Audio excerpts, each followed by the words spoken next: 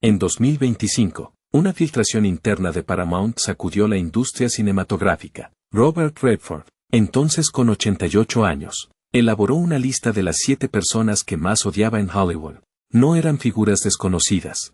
Se trataba de algunos de los actores más poderosos de la profesión, aquellos que una vez habían interpretado a sus mejores amigos, colegas e incluso almas gemelas en la pantalla, pero fuera de la pantalla, le habían herido, disgustado o aterrorizado tanto que no quería volver a trabajar con ellos, y uno le robó el papel más importante a su novia. Otro saboteó una película entera que dirigió y otro enterró discretamente una amistad de 40 años con una sola frase. Entonces, ¿quiénes son? ¿Y por qué Redford decidió revelar un secreto que había mantenido oculto durante décadas? Descubrámoslo ahora mismo. 1. Marlon Brando. No eres más que un adorno en el Hollywood blanco. En una fiesta privada para leyendas del cine en marzo de 1974, solo 3 semanas después de la noche de los Oscar más controvertida de la década, Robert Redford entró en el salón del Chateau Marmont. Su expresión era tranquila, su sonrisa comedida, como siempre. Acababa de aceptar una invitación de la Academia para formar parte de su junta Aori para el desarrollo de jóvenes talentos y la prensa no paraba de llamarle la cara más limpia del Hollywood moderno. Pero cuando alargó la mano para estrechársela a Marlon Brando, el mismo que se había negado a aceptar su Oscar y había enviado a un activista nativo americano en su lugar, las cosas no salieron como estaba previsto. Brando no le dio la mano, se quedó mirando fijamente a Redford durante exactamente 3 segundos. Luego, como una bofetada sin contacto, arrebató la foto promocional que Redford sostenía de un cartel para una campaña cinematográfica europea y la rompió en pedazos delante de todos. Ni un solo grito, ni una sola explicación. Solo Brando inclinándose con una voz grave, seca, fría y afilada como una cuchilla susurrando al oído de Redford. Escucha, no eres un artista, no eres más que una brillante decoración para el sistema blanco de Hollywood que desprecio más que a nada. No todo el mundo lo oyó, pero Redford sí, y nunca lo olvidó. Años después, el veterano periodista Peter Besken describió aquel momento en sus memorias. Easy Riders, Raging Bulls, como un baño de sangre sin una gota de sangre, porque no era solo un insulto, era una acusación de alguien a quien Redford siempre había mantenido a distancia, de quien siempre había recelado, pero a quien admiraba en silencio. Y a partir de esa noche, la enemistad entre 2 de los mayores iconos cinematográficos de Estados Unidos comenzó en silencio y sin titulares, pero duró más de 30 años a base de golpes velados, golpes ocultos y secretos que solo los conocedores de la situación llegarían a saber de verdad. Algunos creían que Brando estaba celoso. Directores y estudios acudían en masa a Redford en busca de papeles protagonistas con profundidad y peso político, el tipo de papeles que antes habían sido dominio de Brando. Pero para los más cercanos a Brando, el desprecio no provenía de la rivalidad profesional, sino de un auténtico disgusto. En una rueda de prensa celebrada en Berlín en 1976, Brando comentó: los actores de hoy en día solo necesitan ser guapos, llevar cuello alto y actuar de forma melancólica para que les llamen profundos. Pero ninguno de ellos sabe nada de la injusticia de la guerra ni de la podredumbre que se está comiendo viva esta industria. El público aplaudió, pero un reportero de León le preguntó directamente: ¿está hablando de Redford? Brando no contestó.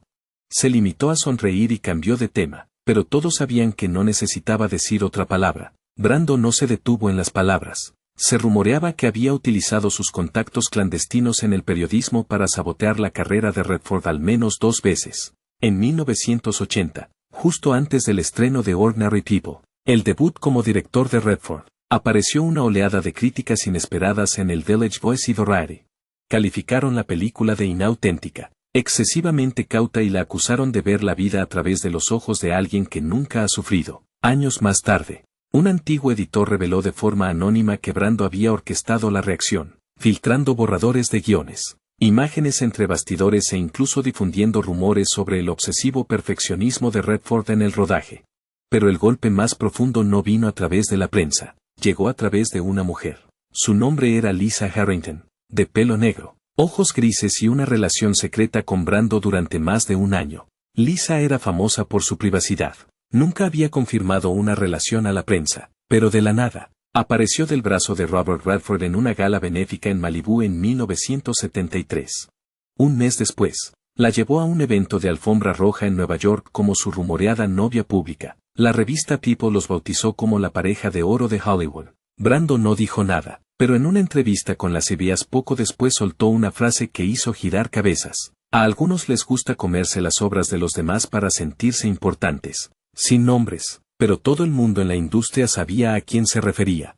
Llegó 1975 y un pequeño chisme en el San Francisco Chronicle causó conmoción. Un actor ganador de un Oscar está saliendo con una actriz italiana nacida en Sicilia. La relación duró más de 3 años. De nuevo sin nombres, pero en los círculos de Hollywood, el murmullo era ensordecedor. Brando y Sal Mano.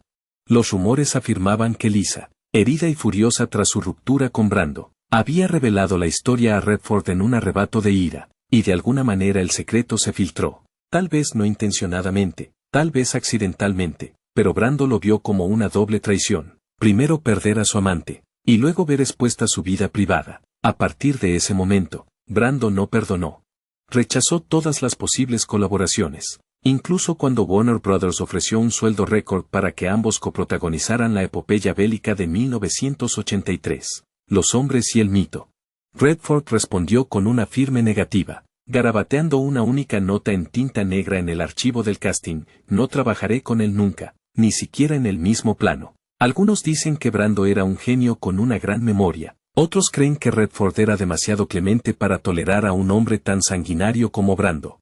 Pero la verdad, eran dos mundos distintos. Uno era la luz, el otro la sombra, uno la superficie pulida, el otro las entrañas crudas de Hollywood. Cuando Robert Redford escribió su lista de 7 personas a las que nunca podría perdonar, escribió primero el nombre de Marlon Brando con tinta roja, subrayado 2 veces, no por celos, sino porque sabía que algunas heridas, aunque invisibles, sangran toda la vida. Y si Brando fue el primer fantasma al que Redford tuvo que enfrentarse, el segundo fue alguien totalmente distinto, más callado, más frío, pero no menos despiadado. 2. Clint Eastwood saboteó discretamente uno de los proyectos de Redford solo por tener creencias políticas opuestas. El conflicto entre Robert Redford y Clint Eastwood no empezó con el arte, comenzó con sus opiniones políticas.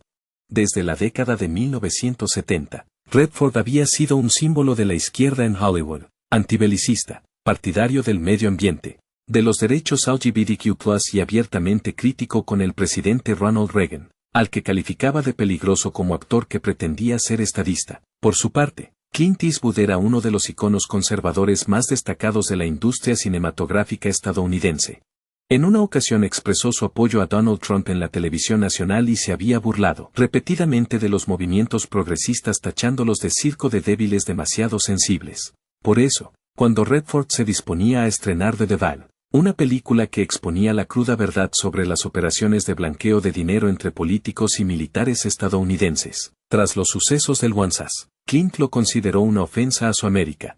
Según el exproductor ejecutivo Richard Langley, que había trabajado con ambos, Clint llamó en secreto a un congresista republicano y ex asesor de defensa, advirtiéndole de que la película podría filtrar información clasificada perjudicial para la seguridad nacional.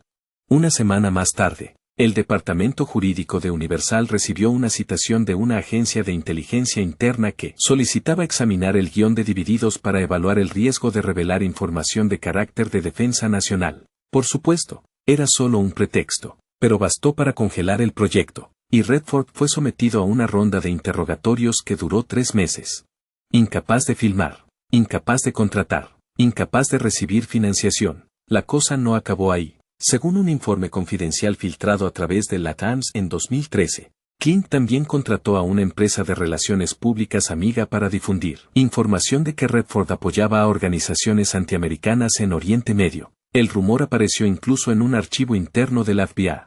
Y Redford, un hombre que siempre había perseguido el arte con fe y conciencia, fue considerado por primera vez un riesgo potencial para la seguridad nacional. Peor aún fue el incidente en 2007.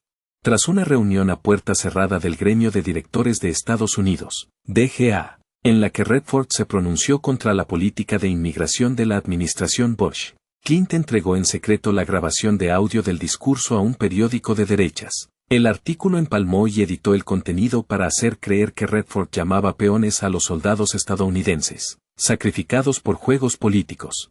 Se desató una ola de indignación. Los veteranos quemaron la lavadora de Redford a las puertas de los cines. Organizaciones conservadoras enviaron cartas de protesta exigiendo que se le prohibiera cualquier proyecto que implicara financiación pública, y el gobierno del estado de Texas, que tenía previsto prestarle un plató de rodaje, revocó el permiso de la noche a la mañana.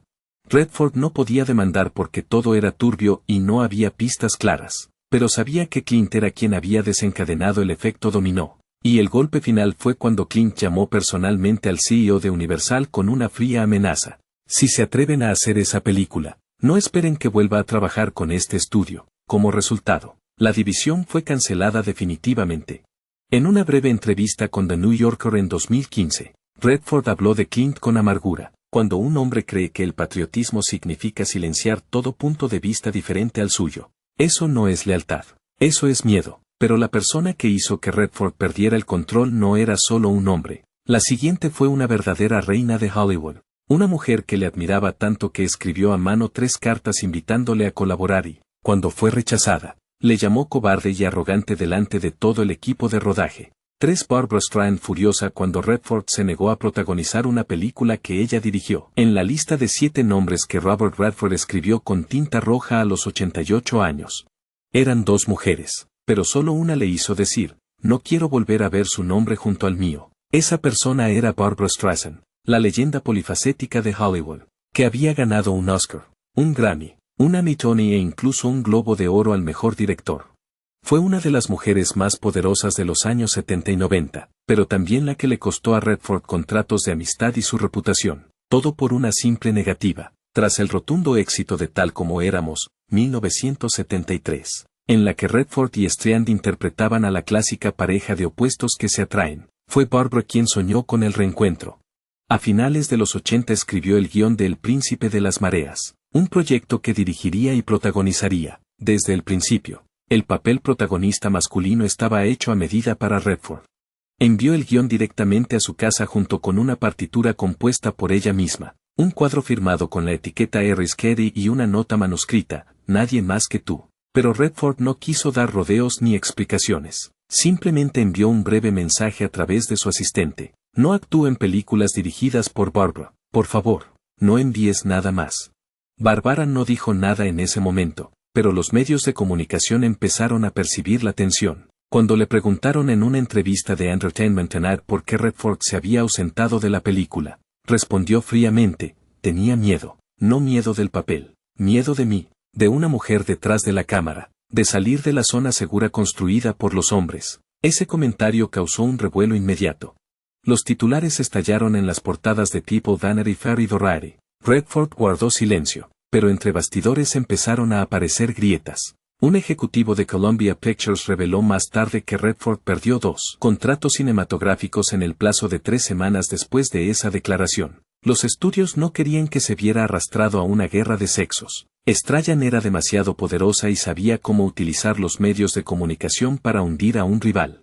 Ese suave boicot se prolongó en silencio durante casi una década. Los directores evitaban a Redford. Los productores se negaron a contratarlos juntos. Barbara recurrió repetidamente a insinuaciones agudas en las entrevistas para insinuarle. En la rueda de prensa posterior a los Oscar de 1992, El Príncipe de las Mareas recibió 7 nominaciones, pero ella no fue nominada a Mejor Director.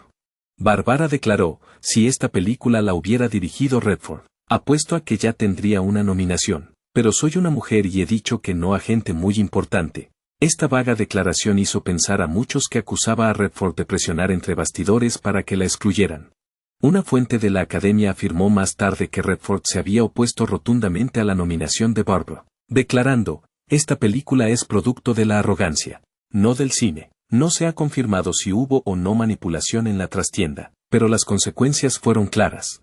Streisand rompió la foto de Redford entre bastidores en una sesión fotográfica de Vanity Fair en 1995, en la que la revista pretendía reunir a parejas legendarias de la pantalla. Un fotógrafo presente en la sesión recordó que no bromeaba. Se quedó mirando la foto de Redford, la arrancó y la partió por la mitad delante de la cámara, luego se rió. En cuanto a Redford, nunca criticó públicamente a Streisand, pero amigos cercanos revelaron que una vez dijo en una fiesta privada en 2002, nunca he odiado a nadie por ser mujer. Pero Barbra no es solo una mujer, es una fuerza, y no quiero vivir bajo la sombra de ese poder. En la lista actualizada que se dice fue escrita en 2018 bajo el nombre de Barbara Streisand, Redford escribió una sola línea. La mayor decepción de mi vida porque confiaba tanto en ella. 4. Jane Fonda saboteó a Redford para robarle un papel a su novia. Si Barbara Streisand hizo que Robert Redford temiera el poder de una mujer directora, Jane Fonda le hirió de una forma mucho más profunda con una traición que él pensó que nunca podría ocurrir entre dos personas que una vez se consideraron almas gemelas. Habían sido una de las parejas de oro de la pantalla de Hollywood en los años 60 y 70, coprotagonizando 4 películas juntos, entre las que destacan Descalzos por el Parque y El Jinete Eléctrico. Jane declaró en una ocasión, Robert es el coprotagonista, me siento más segura con el que escucha de verdad. Y Redford había dicho una vez que Jane era una mente aguda con un corazón hermoso, pero todo se vino abajo por un papel y una mujer. Todo empezó en 1999, cuando Redford se disponía a producir Un amor inacabado, una película romántica adaptada de una novela francesa que había acariciado durante más de una década. En la película, Redford esperaba contar con su novia, la actriz francesa Cléas Poissy, como protagonista femenina. Era su regalo para ella, un trampolín hacia Hollywood. Sin embargo, el papel llamó la atención de Jane Fonda, que volvía a actuar tras años alejada de la pantalla. Le envió repetidamente ofertas, reescrituras, maquetas, e incluso voló a Colorado para reunirse personalmente con Redford en lo que ella llamó una seria discusión artística, pero Redford se negó. Semanas más tarde, una oleada de titulares sensacionalistas recorrió las webs de cotilleos estadounidenses. Redford juega a los favoritos. Su nueva película es solo una bonita cáscara para impulsar a su joven amante. El veterano actor sacrifica el arte por el romance. En un programa de entrevistas de la CNN, al ser preguntada por el hecho de que Redford contratara a una actriz inexperta, Jane Fonda esbozó una leve sonrisa y dejó caer una insinuación brutal. Creo que un director debe contratar a la persona adecuada, no a aquella con la que se acuesta cada noche. Esa frase atravesó el orgullo de Redford y arrastró el proyecto a una tormenta de reacciones en contra. Ningún estudio quería seguir financiando la película. Al final, Un amor inacabado se canceló. Redford nunca habló públicamente, pero según Hollywood Reporter, escribió a mano una carta a Jane, no para disculparse, sino para poner fin a sus 40 años de amistad.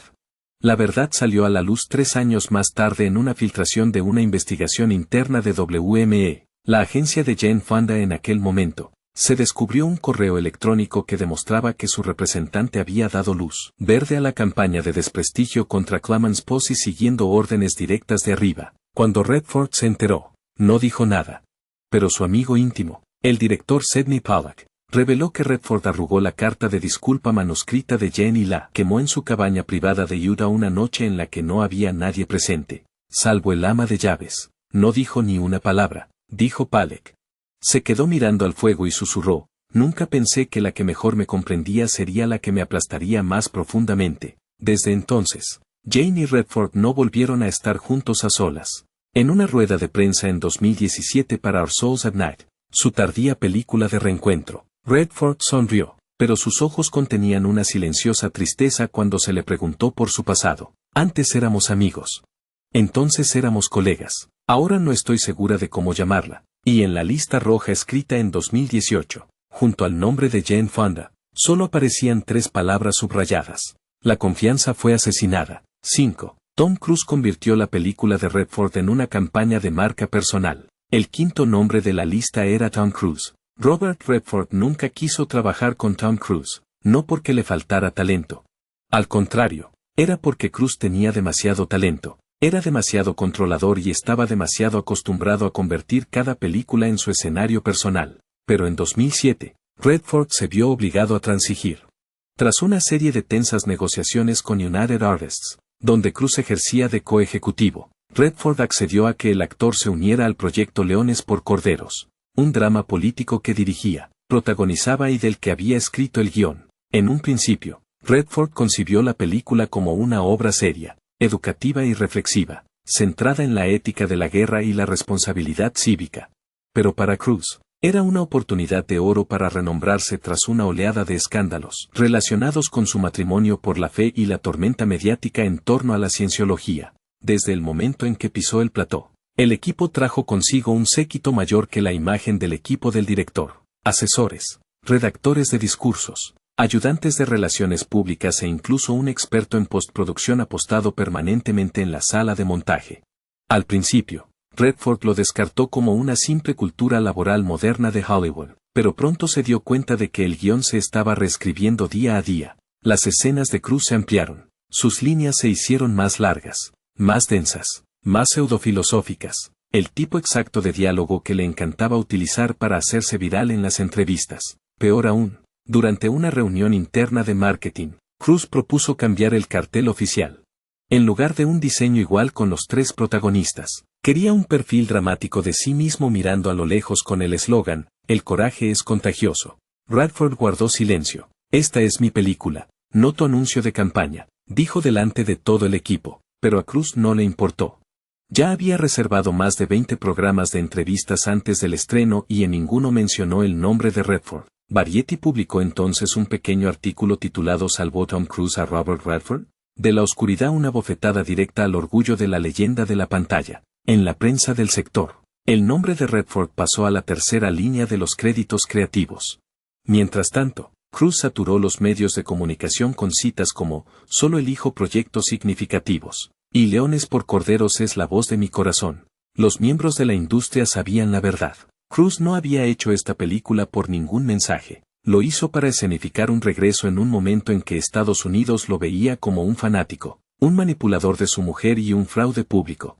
La furia de Redford alcanzó su punto álgido cuando el estudio organizó una proyección privada en Washington D.C. para donantes y políticos conservadores sin siquiera informarle. Según el New Yorker, Redford llamó al director del estudio esa misma noche con una única y tajante exigencia: "Retiren mi nombre de la campaña. Si quieren utilizar la película para fines personales, que lo hagan.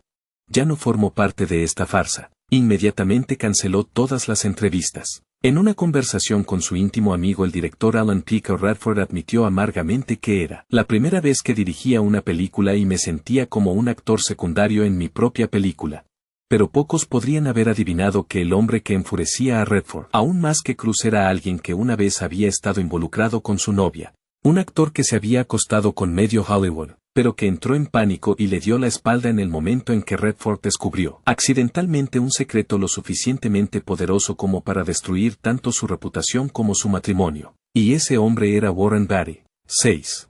Warren Beatty dio la espalda cuando se descubrió un secreto. Robert Redford describió una vez a Warren Beatty como la sombra más deslumbrante pero peligrosa de Hollywood. Ambos tenían la misma edad, eran altos, tenían un estilo interpretativo tranquilo y seductor, y eran protagonistas que hacían dudar a los directores porque los dos tenían demasiada presencia en la pantalla para compartir el protagonismo. Aún así, Redford nunca había odiado a Beatty, al menos no hasta el verano de 1976, cuando descubrió un secreto devastador que Beatty había estado ocultando durante casi una década. Por aquel entonces, Redford salía con una joven actriz en ascenso. Ella había sido invitada a una audición para una importante película política que Beatty estaba produciendo, titulada Champú, pero cuando regresó del casting, rompió a llorar. Le dijo a Redford que Beatty no realizó ninguna audición. En su lugar, hizo preguntas como: ¿alguien ha visto alguna vez a Redford saliendo de casa de otro actor? ¿Y ha mencionado alguna vez quién le ayudó a evitar aquel escándalo gay en su día? Redford se quedó atónito. No solo se sintió insultado, sino que se dio cuenta de que Beatty estaba indagando en una verdad que había mantenido oculta durante años. Una verdad ligada a un viaje de invierno a Nueva York en 1968, cuando Redford había pasado 3 noches en el apartamento de un joven guionista que más tarde murió de una sobredosis de drogas. Redford no reaccionó públicamente, pero empezó a investigar a través de un amigo íntimo del Departamento de Relaciones Públicas de Warner Brothers. Descubrió que Beatty había aprobado personalmente la publicación de un oscuro artículo que insinuaba que Redford se debatía entre dos identidades emocionales y que mantenía vínculos especiales con 2 hombres famosos de la industria cinematográfica de los años 60. El artículo se retiró discretamente al cabo de una semana, pero el daño ya estaba hecho. Redford perdió un papel en Apocalypse Now.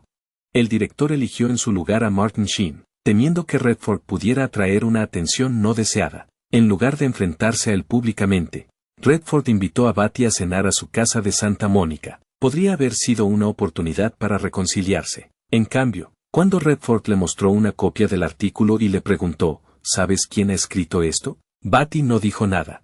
Entonces se levantó, dejó su copa de vino y dijo, deberías tener más cuidado con tu propio pasado antes de empezar a culpar a los demás. Y se fue. A partir de ese día, no hubo llamadas telefónicas, ni explicaciones, ni siquiera contacto visual cuando se cruzaban en las galas de premios.